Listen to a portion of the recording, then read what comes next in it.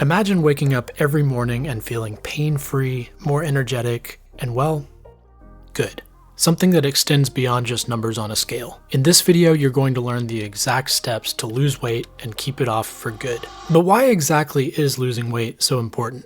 Understanding the different types of fat in the body is crucial for comprehending the associated health risks of being overweight. Subcutaneous fat, located just beneath the skin, serves as insulation and energy storage. While excess subcutaneous fat can impact aesthetics, it's the visceral fat, which is located deeper and surrounds vital organs, that poses significant health risks. Visceral fat is metabolically active and releases inflammatory substances, contributing to insulin resistance, cardiovascular issues, and other health complications. Being overweight increases the likelihood of accumulating excess visceral fat, elevating the risks of these types of conditions. Ultimately, all that translates to this: the more overweight you are, the more at risk you are for many health conditions, including heart disease, cancer, and type 2 diabetes. If you're interested in measuring your visceral fat levels, I'd recommend consulting a health professional, as they have specialized equipment that can give you the most accurate readings. However, if you do want to measure it yourself, the easiest way is to get a smart scale, which measures several important factors including BMI, body fat percentage, metabolic age, and more. There are many of these scales for sale out there, and some are actually pretty affordable. I'll include a bit more information about this in the description of the video, as well as a link to the scale that I currently own and use. So now, the big question: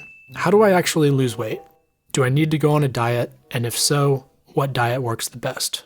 The issue with many diets lies in their often temporary and restrictive nature, making them challenging to sustain in the long run. While some diets may yield initial weight loss, they frequently fail to address the underlying lifestyle factors that can contribute to weight gain. Additionally, depriving yourself of certain food groups can cause cravings and can even lead to binge eating and ultimately sabotage your efforts. Now, having said that, not all diets are bad. In fact, some diets can offer great results. You just need to ask yourself if it's a lifestyle change you're willing to live with long term. And this is an extremely important question that you really need to consider before going on any sort of diet. Ask yourself this: if I cut out all carbs, or if I eliminate all sugars, or do intermittent fasting, is that actually going to make me happy? And is it even sustainable long term? If you answered yes, great. But if you answered no, you're not alone, and don't worry, you don't need to follow a specific diet plan to lose weight successfully. To keep it really simple, you just need to understand calories.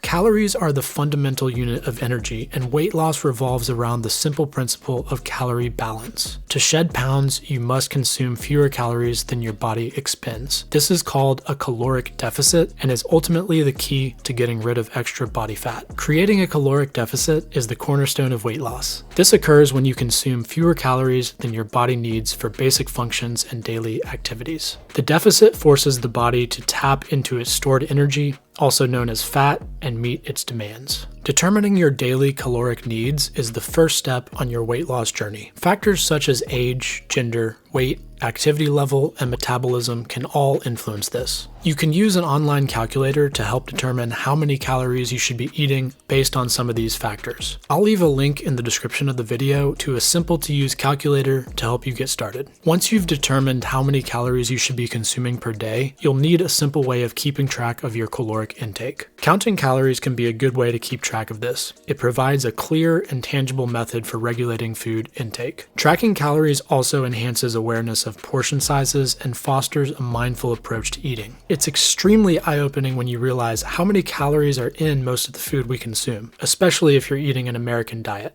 One thing you'll start to notice when you begin to count calories is that it's hard to eat a normal American diet and remain in a calorie deficit. It can be done, but you're probably going to have to get used to the feeling of being hungry quite a bit. In today's day and age, food is so accessible that the second we start to feel hungry, we have basically unlimited food options at our fingertips. Just a few hundred years ago, this was definitely not the case for most people. Being hungry is really just a normal part of the human experience. However, there are other ways to cut calories and still eat enough food throughout the day to feel satiated or full. It's just going to take a bit more time, effort, and preparation. It's up to you to decide what is more important to you in the long run, but if you're serious about losing weight, you're either going to need to get used to the feeling of being hungry, or you're going to need to make some pretty drastic changes in the types of food you eat. Unfortunately, I don't have time in this video to give you a complete meal plan. Let me know in the comments if that's something you would be interested in watching in another video. However, it is important to have at least a fundamental understanding of nutrition.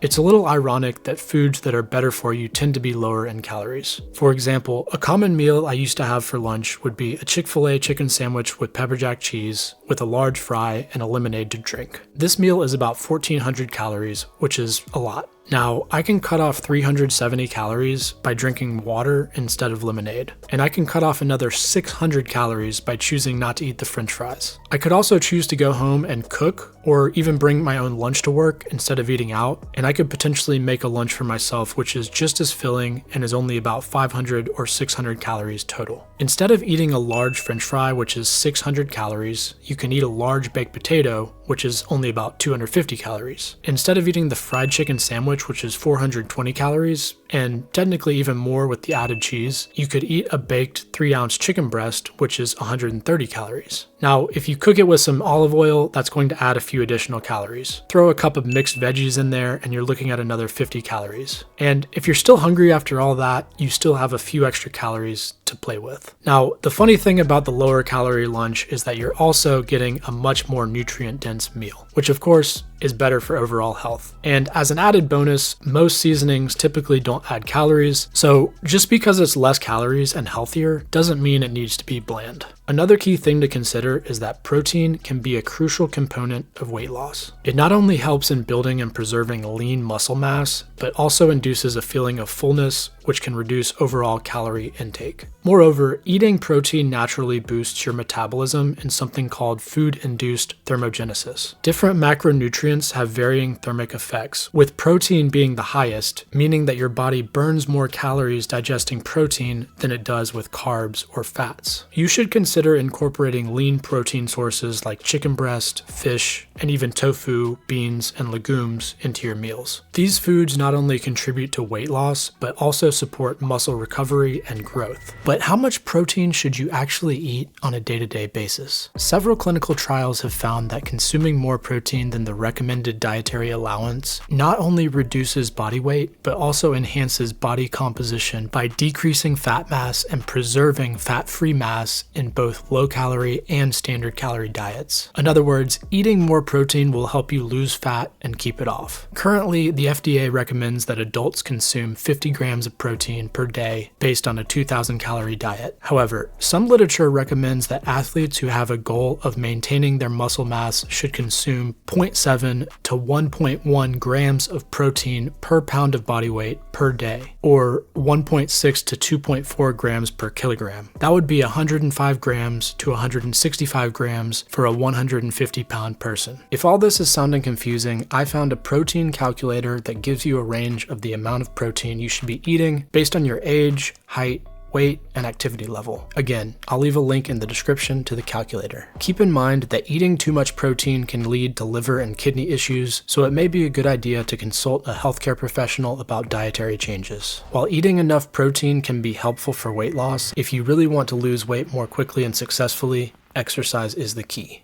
Exercise not only burns calories, but also boosts metabolism, making weight loss much more efficient. Combining both cardiovascular exercises and strength training or weightlifting is optimal. Cardio activities include running, cycling, and even walking, which burns calories during the activity, while strength training builds muscle, increasing the body's overall calorie burning capacity. Ultimately, you can lose weight without exercising, but you're going to have a much easier time with weight loss if you incorporate cardio, strength training, or both into your routine. Now, before we wrap up the video, I want to give you a couple of bonus tips to help you on your weight loss journey. Drinking an adequate amount of water is often overlooked, but can really help with weight loss. Water helps control appetite, supports metabolism, and aids in overall bodily functions. Engaging in fidgeting or movements like tapping your foot or wriggling in your chair can also contribute to weight loss. While these movements may appear minor, they can collectively increase non-exercise activity thermogenesis, which refers to the calories burned through everyday activities. Fidgeting adds a subtle yet consistent boost to calorie expenditure throughout the day.